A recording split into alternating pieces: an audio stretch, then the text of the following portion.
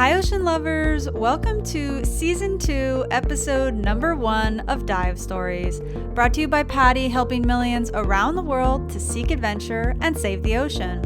I'm your host, Ocean Allison, and on today's episode, I'm chatting with Jake Kohler, more commonly known as Scuba Jake. Jake is an underwater treasure hunter and YouTube star. During this episode, Jake shares all about the unique treasures he's found over the years, some seriously epic dive stories from some very strange dive sites, and his thoughts on the importance of inspiring others to look beneath the surface. All that and more coming right up. Thanks for being here. You're listening to Dive Stories. We bring the underwater world to you through in-depth conversations with inspiring divers from around the globe. Thanks for diving in with us as we seek adventure and save the ocean. Happy listening and happy diving.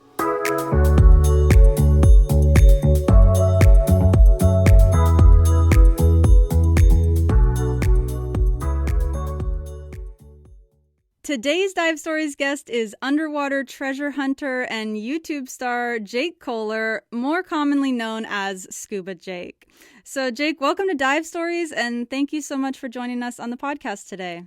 Thank you guys so much for having me. I'm so excited to talk to you guys a little bit about, my stories. I'm just excited to be a part of all this. Yeah, definitely. We're excited too. Well, we're actually going to start this podcast out by diving right into what we call the Dive 5. And how the Dive 5 works is at the start of each episode, I ask our guest 5 rapid fire questions about their experience as a diver. So what do you think? Are you ready to answer the Dive 5? I'm a little nervous. I have no idea what to expect here. Okay, perfect. That's how we want it. Okay, number 1, where is the first place you ever took a breath underwater?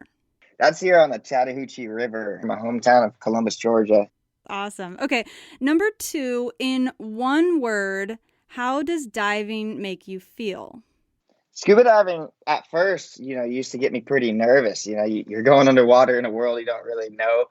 But now it's actually very calming, depending where we're diving. Okay.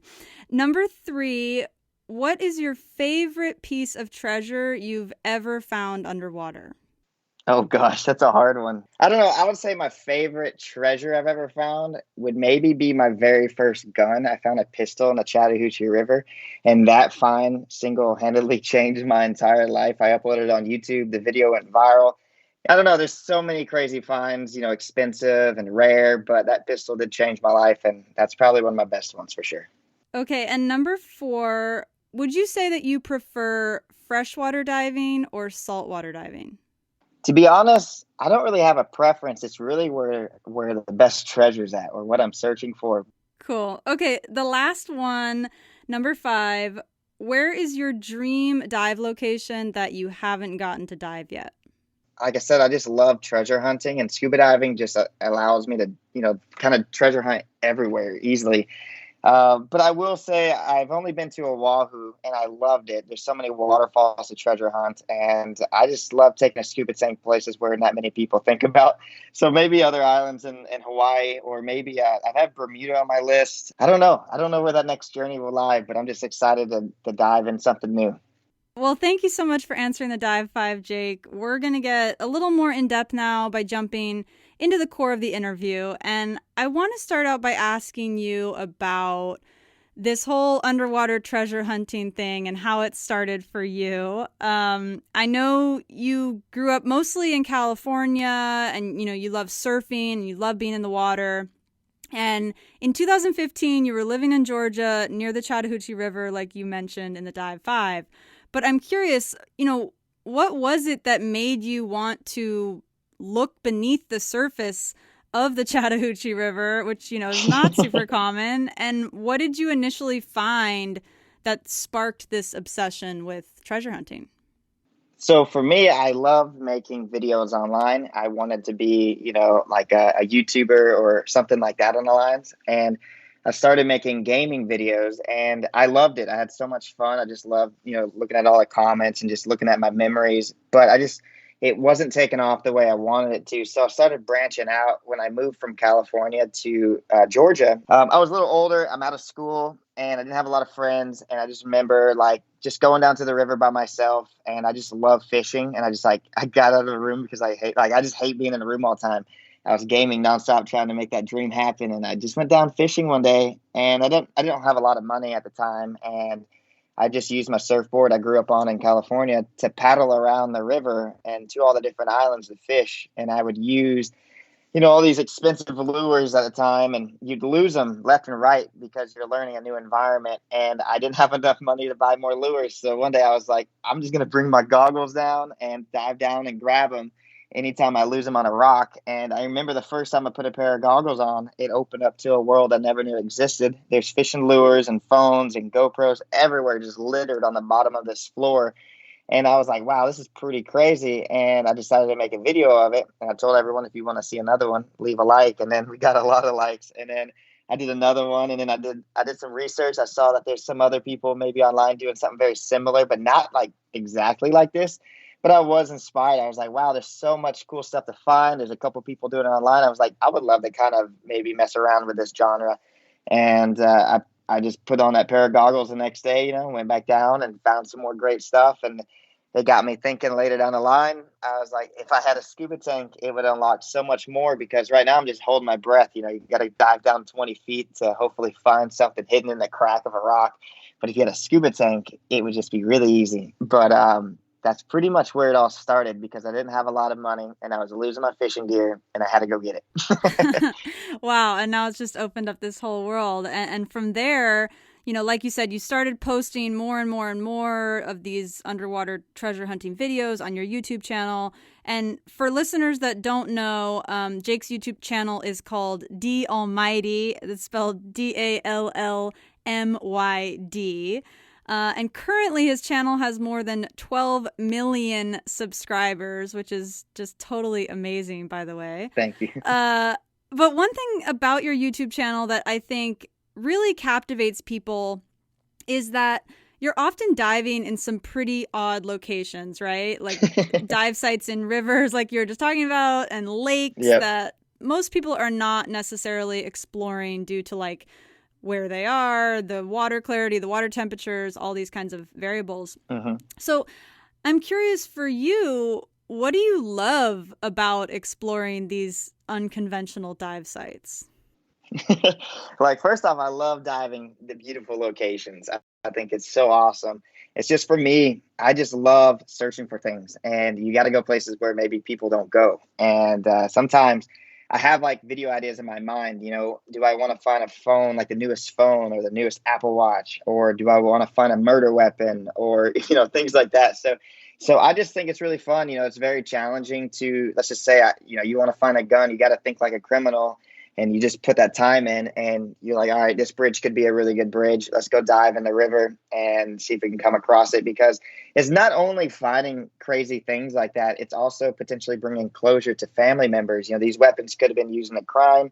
And if you can help a family in need, I think that's bigger than just finding a weapon underwater. Or, maybe someone just lost a brand new iPhone 12 underwater in the river, and these things are expensive, and if you can give it back to them for free, like, that's amazing. And everything I find, whether it's a dollar or $1,000,000, I will always give back to the person who lost it completely for free, because I started my channel like that, and if I didn't make videos, I would do it no matter what.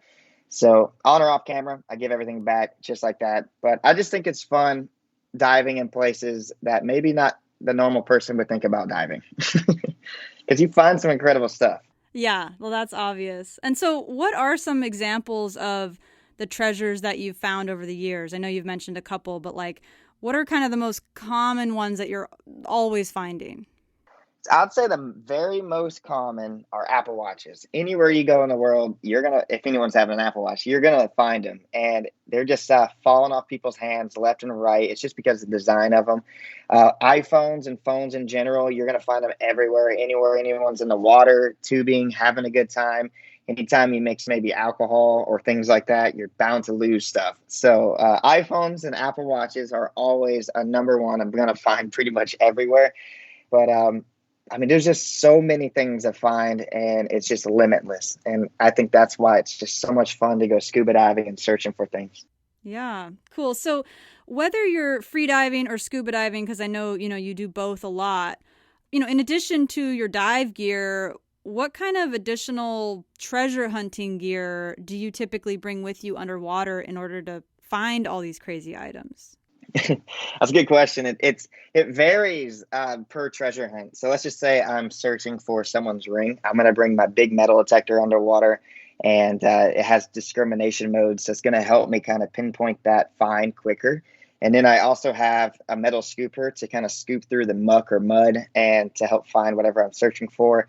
If I'm not metal detecting, if I'm searching for people's phones and things like that in the rivers, I use this big mesh black bag, and I call it Santa's bag because you just throw everything in there. It just never gets full, but or it appears so. I always dump it out off camera and keep filling it up. But usually, I mean, the bag is just such a key thing because you're always putting stuff in there.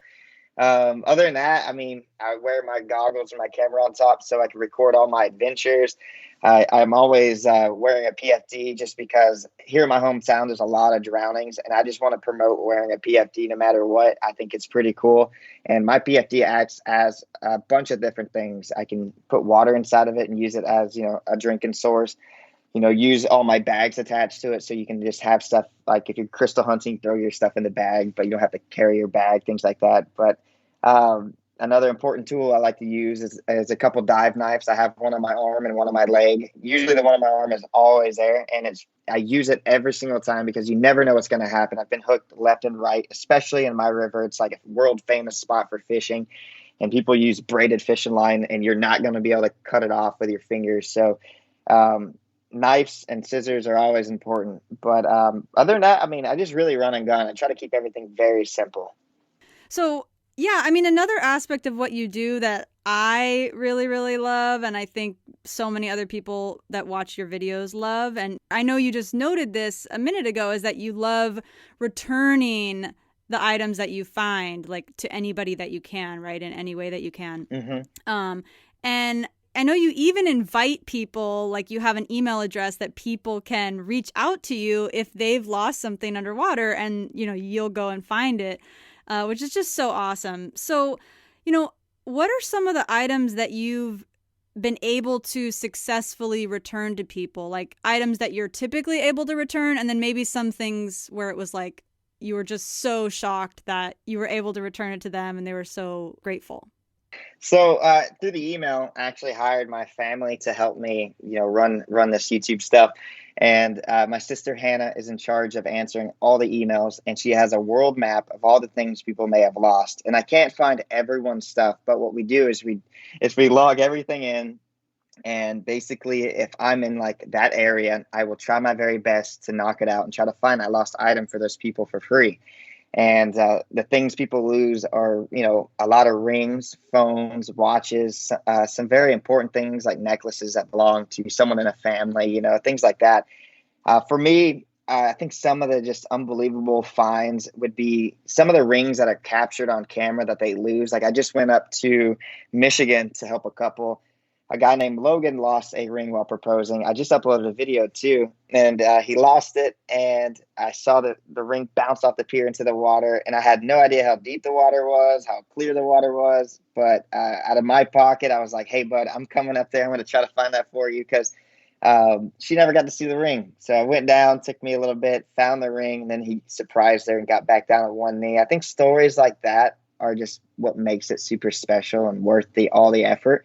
But I mean, there's so many different things people have lost. And I just think it's so cool to look at this email list or the world map and see, what the potential for videos or what I could do to help people.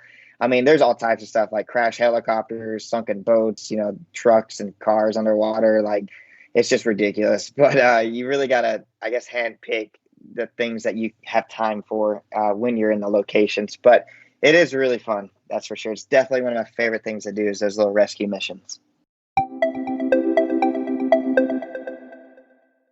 Okay, ocean lovers, it's time for the dive log, the part of the show where we feature an epic dive story from one of our amazing listeners. This episode's listener dive story comes from PADI instructor Scuba Sarah about an unforgettable dive she had in Antarctica. Let's dive in. Hi, my name is Sarah, and my friends call me Scuba Sarah, and I would love to share with you my most memorable dive.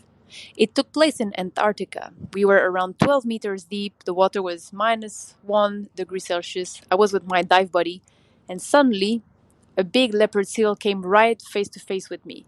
He had in his mouth a dead penguin, and he left it right there and swam away.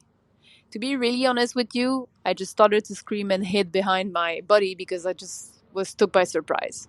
After I calmed down, I just took the situation slowly, and the leopard seal came back, took his penguin, and left. I will never forget this dive. Never, never. Bye. Thank you so much, Sarah, for sharing that extraordinary experience with us. I would say that a visit from a leopard seal with a penguin in its mouth definitely makes for an unforgettable dive. Listeners, if you have an epic dive story to share too, head to padi.com/podcast to record and submit one of your most memorable dive stories for a chance to be featured in an upcoming episode. We love hearing from our global community of PADI divers, so head to padi.com/podcast today. And now, back to this episode.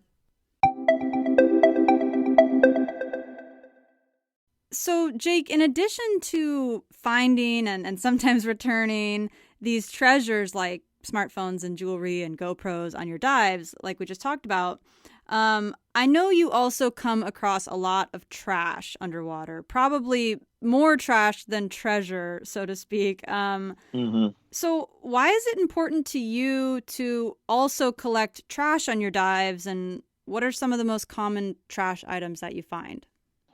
So like I said, I started diving in my hometown of Columbus, Georgia, and I just started picking up all the trash because it was my backyard. I was like, this is terrible. There's so much fishing line, animals such as turtles and fish get stuck in it, and I've saved countless. And it's just so sad to see dead animals that could have been prevented because someone could have picked up their trash. So to me, I always bring a big trash bag, and anytime I see beer bottles or things like that, I always try to pick up everything. But I'd say for a spot like my hometown, the most trash you're going to find are just a bunch of fishing line. And otherwise, anywhere else you go in the world, yeah, like it's any popular swimming spot, it's just going to be filled with cans from people drinking or beer bottles. And it's so sad because 9 times out of 10, I can't even see the bottom of like the lake or whatever I'm diving. It's just filled with cans. And then I don't like to show that too much because like it's just it's bad. But I try my very best to pick it up. It's just a shame, that's for sure. I always just try to show the beauty in places and try my best to pick up certain spots, that I humanly can.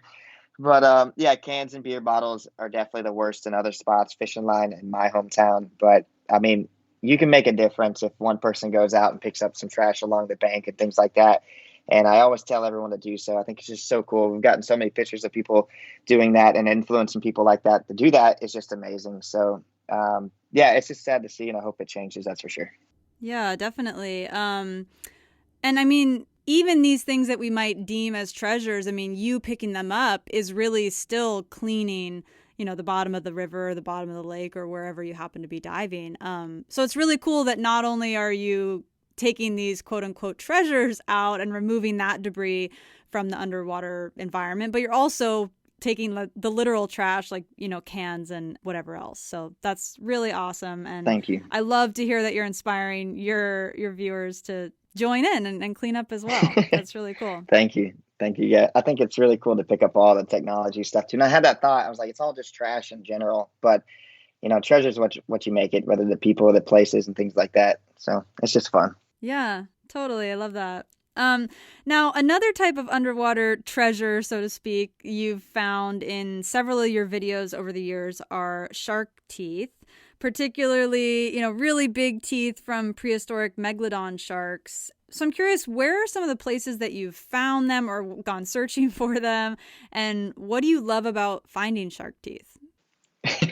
So I started this journey of shark tooth hunting. I didn't even know this was like a real thing, and it's so wild. Like in the genres of treasure hunting, there's so many different treasure hunting opportunities. And this one, I just stumbled upon a couple people called Paleo Chris and Wild Kyle. These are some of my best friends now, and I just saw them pulling out like big shark teeth in a creek, and I was like, that is so cool. And I just want to do that. And I hit them up. We were in Gainesville. It was legal at the time. Now they changed some laws, but basically, Chris and Kyle, they brought me down this creek in Gainesville for the first time, and they said, what you got to do is get to that gravel layer, and all I have is a shovel and a sifter. And once you get to the gravel layer, you put it on the sifter and shake it, and in hopes of finding that big megalodon shark tooth you're looking for. But there's all types of different fossils you can find. And it just blew my mind away how smart these guys were. And I learned so much over the years. And I remember finding my first shark tooth. It was a little hard at first. I remember the first day it took me, I think, till 4, 5 in the morning. But after that, he was telling me, he's like, hey, like, the spot to go is here, and which was the Peace River, but it's very dangerous. And the Peace River is scary because there's alligators everywhere. But I heard this was a spot to find the big one. So I was like, okay, we're going. We got to one up it. We go there. We had some good times, found some good teeth, but not like the big one. And I'm still on the hunt. And what was scary there is my friend Henry actually got bit by an alligator right in front of me. And what people don't know is, like, I tell everyone, like, the places we dive are dangerous sometimes. And sometimes we joke around the videos and it just doesn't appear like, hey, it is very life threatening. But this day it was. And I mean, every time we say that, it is. And Henry's okay. He just had some wounds in his ankle, but he's back out there fossil hunting in that exact same river. It's not the alligators' fault. We're in their home. And then from there, I was told from those guys, Venice Beach was the spot. So I was like, okay, we're going to Venice Beach.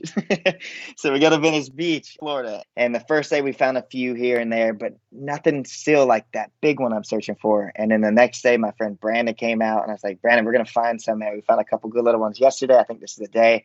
And I found my personal best that day with Brandon and Dustin. And then after that dive, they said the spot to go is South Carolina. And I was like, oh gosh. So every time we go, it's one upping. And that's when we used to drop down 50 feet and pretty much zero visibility. There's not only alligators potentially, but sharks in that water as well. And it's just a very eerie feeling falling 50 feet and, zero viz, just black water, just drifting down in the darkness. And yeah, it was scary, but that's where we found our biggest one yet. And I still haven't found that like trophy one that I would call a trophy tooth, in my opinion. I found some pretty good ones and some really big broken ones, but I'm still on the hunt for that perfect big one, just like everyone else. And maybe that day will come. And that next spot could be like Indonesia, I guess. So it's just everywhere I go, it's just one upping. And I think if you find one over 5 or 6 inches, if I'm correct, someone is willing to pay $1 million for it because they're a collector. So it's real treasure. It's not only history because you're finding fossils. Like, these teeth came out of these megalodon sharks, one of the world's biggest predators. And it's just so cool because you see the serrations, and sometimes there's scrapes on them or things like that from battle wounds. It's just so awesome. And that form of treasure hunting has brought so many sleepless fun nights, that's for sure. Okay, so I know obviously we've been talking about, a lot of your underwater adventures, and I know you've had so many of them in rivers and lakes and oceans all across the U.S. and even beyond. But with the name of this podcast being Dive Stories, I have to ask, what is one of your most memorable dive stories that you'd want to share with listeners now? Shoot, there's so many. I don't know. I would say, like I said earlier, my most memorable dive experience was the first time I took a breath underwater. I just thought that was so cool to open up to a world, like I said, never knew existed. It's just breathing underwater. It feels like a life hack. It feels like you're not allowed to do this. It's like a cheat code. And then once you get used to that, it's like, wow, like you could just be so calm and look at all the fish and everything. And it's so much fun. But I would say the day that I'll never forget would be the day I got certified. And it was a wild story. So I was in Hawaii, and I got certified by PADI, and I was actually at a place called Island Divers and on Oahu. And it was just the coolest experience ever. This guy, I just met him, and then the next day he's like, you should come on my helicopter. I was like, what? I was like, okay. I've never been on a helicopter before. So I took a helicopter ride in that morning, and I was like, hey, I got to get scuba certified. So I got dropped off after, and then I hopped on a boat to go get scuba certified the exact day in the afternoon. And I just remember, like, I was like, how do you top this in life? Like, this is pretty crazy. Like, I'm so lucky. And I went scuba diving, and I got certified that evening. And from start to finish, I just like thought it was just so wild to hop in a helicopter, get scuba certified in Hawaii, and just see that beautiful clear water. And that's how I got certified. I just thought that was wild. That's probably one of my most memorable, I guess, scuba diving experiences. That's for sure. To wrap up, Jake, I want to touch on the connection that you have to the millions, literally millions of people all over the world that watch your videos. So, I'm curious, what does it mean to you that through your YouTube channel that you are actually inspiring so many other people, especially, the younger generation, to go out and seek adventure, to explore the underwater world? To me, it's like, I always tell everyone, if you won the lottery, what would you do? And for me, I would do this exact same thing. I feel like I won the lottery personally, just because it's just my dream job. And I honestly can't believe, that this many people have subscribed to my channel to follow me along all my scuba diving adventures or treasure hunting adventures, and to influence other people to get out there, go on adventures, and to find treasure. It's pretty awesome because, I know they're not just finding just a treasure, they're picking up trash as well, and we're making an impact in this world. I just think it's so cool, and I just feel so lucky. And I honestly I wake up every day and I can't believe that many people subscribe to my channel. I have no idea. Like, it's crazy. Yeah. Are there any like specific examples of, in particular, like kids reaching out to you where they've become dive certified, or they went snorkeling, or they found a piece of treasure underwater, or, do you hear kinds of stories like that? There's all types of kids. There's a kid on the news. His name was Turtle Boy. And Turtle Boy, if you're watching, thank you so much for watching my videos and supporting the channel. We got to go dive soon, bud. But this guy, he said so many nice things on the news, and that I think he said that he wanted to get into scuba diving because of me. And it's just so awesome to see a bunch of younger and older people. Like, it doesn't matter. Like, just getting in the sport of scuba diving. And some people say they can't even swim, but they just love watching the videos because it's something they don't do, on a regular basis. And I think it really opened the eyes of a lot of people to get out there and start trying something new, whether that's scuba diving or just hopping in some water like that. And there's just so many people that I feel like I've made an impact on, and I just feel very lucky.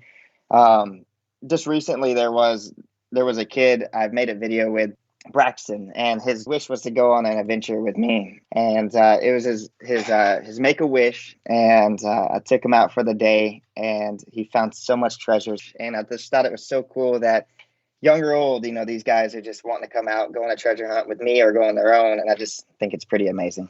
Yeah, definitely. Well, Jake, on behalf of our global community of PADI divers, thank you for sharing your excitement for treasure hunting with the world, for inspiring so many others to explore and take care of the underwater environment. And thanks for joining us on Dive Stories. It's really been so great chatting with you. Anytime. Thank you so much for having me. Thank you guys for everything. Thanks for tuning in to Dive Stories. You've just heard Scuba Jake, underwater treasure hunter and YouTube star. To learn more about Jake and his epic adventures, you can find him on social media and YouTube at D Almighty. That's DALLMYD.